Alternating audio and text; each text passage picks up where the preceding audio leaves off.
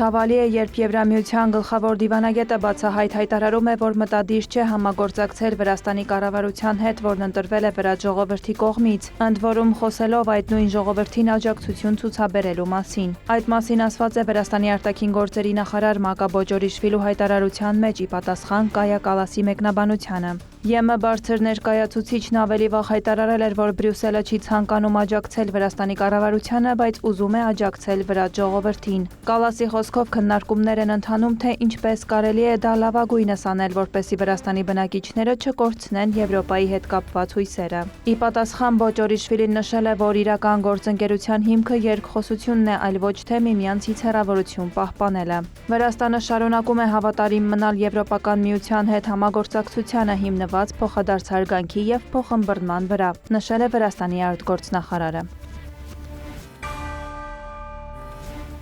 Վրաստանի ներքին գործերի նախարարության տվյալով վերջին օրերին միգրացիայի վարչության և այլ ստորաբաժանումների կողմից իրականացված միջոցառումների արդյունքում Վրաստանից արտաքսվել է 113 օտարերկրյա քաղաքացի։ Նրանց թվում են Թուրքիայի, Ռուսաստանի, Ադրբեջանի, Չինաստանի, Հնդկաստանի, Թուրքմենստանի և այլ երկրների քաղաքացիներ։ Արտաքսված անձանց մուտքը Վրաստան արգելվել է։ Վիճակագրական տվյալների համաձայն այս տարվա սկզբից Վրաստանից արդեն արտաքսվել է 2203 անօրինական միգրանտ, ինչը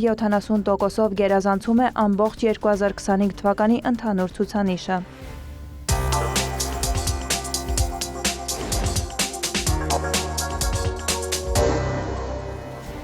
Թուրքիայի նախագահը հանդիպել է Պակիստանի զինված ուժերի հրամանատար Ասիմ Մունիրի հետ։ Հանդիպումը տեղի է ունեցել Անկարայի օդանավակայանում մամուլի համար փակ ռեժիմով։ Բանակցություններին մասնակցել են նաև Թուրքիայի փոխնախագահ Ջևդեթ Յիլմազը, զինված ուժերի գլխավոր շտաբի պետ Սելջուկ Բայրակթարօղլուն և թուրքական հետախուզության ղեկավար Իբրահիմ Քալանը։ ՆԱՏՕ-ում ԱՄՆ մշտական ներկայացուցիչ Մեթյու Վիթաքերը հայտարարել է, որ Թուրքիային ամերիկյան F-35 կործանիչների վաճառքը հնարավոր է մնում չնայած շարունակվող տարաձայնություններին։ Նրա խոսքով ԱՄՆ կոնգրեսում նախկինի պես մտահոգված են Թուրքիայի կողմից ձեռք բերված ռուսական S-400-ների պատճառով, F-35 տեխնոլոգիաներին Ռուսաստանի հնարավոր հասանելիության ռիսկով։ Միևնույն ժամանակ Վիթաքերը վստահություն է հայտնել, որ նախագահ Դոնալդ Թրամփը կկարողանա համաձայնության գալ իր թուրք գործընկեր Ռեջեփ Էրդողանի հետ, ինչը թույլ կտա առաջ տանել գործարքը։ Դիվանագետն ընդգծել է, որ նույնիսկ F-35 ծրագրին Թուրքիայի վերադարձի և ամերիկյան օրենսդրության բոլոր պահանջների կատարման դեպքում ինքնաթիռների մատակարարումները միանգամից չեն սկսվի։ Գործարքի իրականացման համար առանցքային պայմաններից մեկը նրա խոսքով մնում է ռուսական S-400 համակարգերի հարցի կարգավորումը։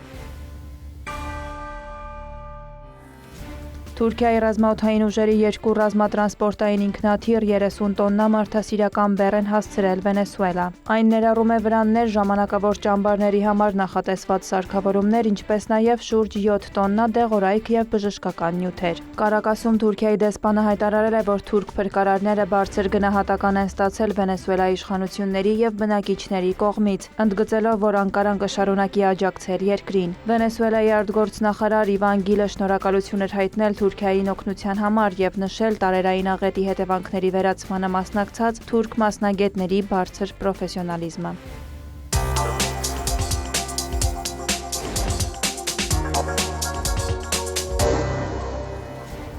Ամերիկյան ուժերը երրորդ գիշերն անընդմեջ հարվածներ են հասցնում Իրանին։ Թիրախավորվել են Բուշերում, Չաբահարում, Բանդար Աբասում և այլ քաղաքներում գտնվող ռազմական օբյեկտներ։ ԱՄՆ զինված ուժերի կենտրոնական հրամանատարությունից հայտնել են, որ այդ կերպ Միացյալ Նահանգները ցանկանում է թուլացնել քաղաքացիական նավերին հարվածներ հասցնելու Իրանի կարողությունը։ Իր հերթին Իրանը հայտարարել է, որ հարվածներ է հասցրել Հորդանանում, Բահրեյնում և Քուվեյթում ամերիկյան ավիաբազաներին։ Իսլամական հեղափոխության պահապանների կորպուսը նշել է, որ ոչնչացվել են Պատրիոտ հակաօդային պաշտպանության համակարգի ռադարը, ԱՄՆ 5-րդ նավատորմի օդային հսկողության ռադարը և Բահրեյնում վաղ նախազգուշացման ռադարային համակարգը։ Արաբական Միացյալ Էմիրությունների պաշտպանության նախարարության տվյալով իրանական հրթիռները Հորմուզի նեղուցում հարվածել են նաև Մոմբասա և Ալ-Բահիա լցանավերին։ Հայտնի է մեկ զոհի 8 վիրավորի մասին։ Իրանում պնդում են, որ լցանավերը խախտել են նեղուցով անցնելու արգելքը, որը սահմանել էր Թեհրանը։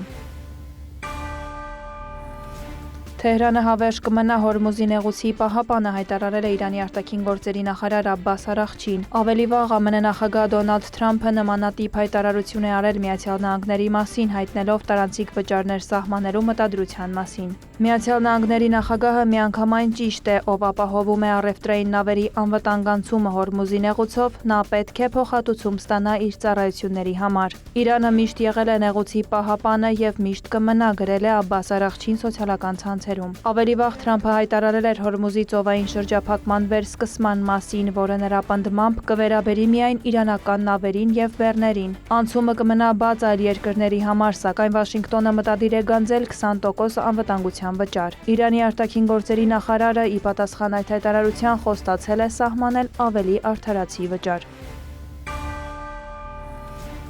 Իսլամական Հանրապետությունը պատրաստ է օպերատիվ կերպով վերացնել Ռուսաստանի Դաշնության հետ համատեղ նախագծերի եւ ռազմավարական համաձայնությունների իրականացման ճանապարհին բոլոր խոչընդոտները, հայտարարել է Իրանի նախագահ Մասուդ Փեզեշքյանը Ռուսաստանի էներգետիկայի նախարար Սերգեյ Ցիվիլյովի հետ հանդիպման ժամանակ։ Նրա խոսքով ռուս պաշտոնյայի այցը վկայում է ձեռք բերված պայմանավորվածությունները կյանքի կոչելու երկուստեք լուրջ վճռականության մասին։ Փեզեշքյանը հույս է հայտնել, որ ձեռք բերված պայմանավորվածությունները հնարավորինս շուտ կանցնեն գործնական իրականացման փուլ։ Իրանի նախագահն ընդգծել է Թեհրանի եւ Մոսկվայի միջև հարաբերությունների ռազմավարական բնույթը եւ նշել էներգետիկ ոլորտում նախանշված բոլոր երկկողմ ծրագրերի կատարումն արագացնելու անհրաժեշտությունը։